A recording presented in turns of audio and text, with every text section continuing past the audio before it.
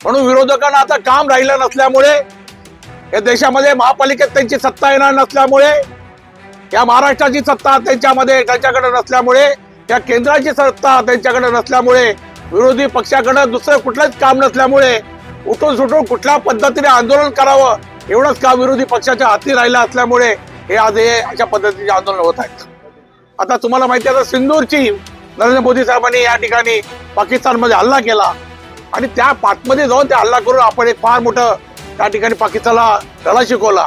हिंदुस्थान पाकिस्तान सामने होऊ नयेत असं प्रत्येक भारतीयांना वाटत असतानाच अशा चषक स्पर्धा त्या ठिकाणी घेण्यात आलेल्या आहेत. भारत पाकिस्तान हा वाद 1947 भारत स्वातंत्र्यापासून सुरू झालेला आहे. जगामध्ये कुठला दुश्मन राष्ट्र असेल तो पाकिस्तान आहे. म्हणून हिंदू हृदय सम्राट सरसेनापती बाळासाहेबांनी पाकिस्तानचे सामने या भारतात खेळू नये म्हणून फतवा काढला.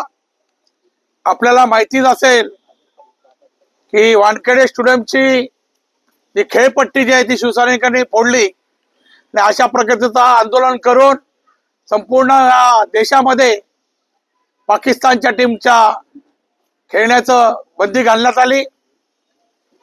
भारतीय खेळाडूंनी पाकिस्तानची खेळू नये अशा पद्धतीची इथली जनभावना आहे.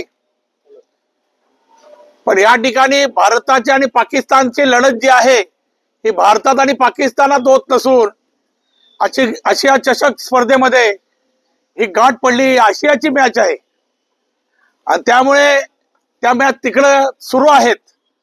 पण या ठिकाणी नेहमीच अशा पद्धतीने खेळाडू वृत्ती आपल्याकडे पाहिजे. आपल्या देशाचा स्वाभिमान अभिमान आपण बाळगूनच आपल्या देशाने स्वातंत्र्य या ठिकाणी मिळवल्यानंतर सुद्धा आता तुम्हाला माहिती आहे, सिंदूरची नरेंद्र मोदी साहेबांनी या ठिकाणी पाकिस्तानमध्ये हल्ला केला आणि त्या पाकमध्ये जाऊन ते हल्ला करून आपण एक फार मोठं त्या ठिकाणी पाकिस्तानला धडा शिकवला. त्याचप्रमाणे हिंदुस्थान पाकिस्तान सामने होऊ नयेत असं प्रत्येक भारतीयांना वाटत असतानाच अशा चषक स्पर्धा या ठिकाणी घेण्यात आलेल्या आहेत. या ठिकाणी आता महाराष्ट्रभर आंदोलन सुरू आहेत. जो तो उठतो तो आंदोलन करतोय. विरोधकाचं कामच आहे आंदोलन करणं. म्हणून विरोधकांना आता काम राहिलं नसल्यामुळे, या देशामध्ये महापालिकेत त्यांची सत्ता येणार नसल्यामुळे, या महाराष्ट्राची सत्ता त्यांच्याकडे नसल्यामुळे, या केंद्राची सत्ता त्यांच्याकडे नसल्यामुळे, विरोधी पक्षाकडे दुसरं कुठलंच काम नसल्यामुळे उठून सुटून कुठल्या पद्धतीने आंदोलन करावं एवढंच काम विरोधी पक्षाच्या हाती राहिलं असल्यामुळे हे आज हे अशा पद्धतीचे आंदोलन होत आहेत.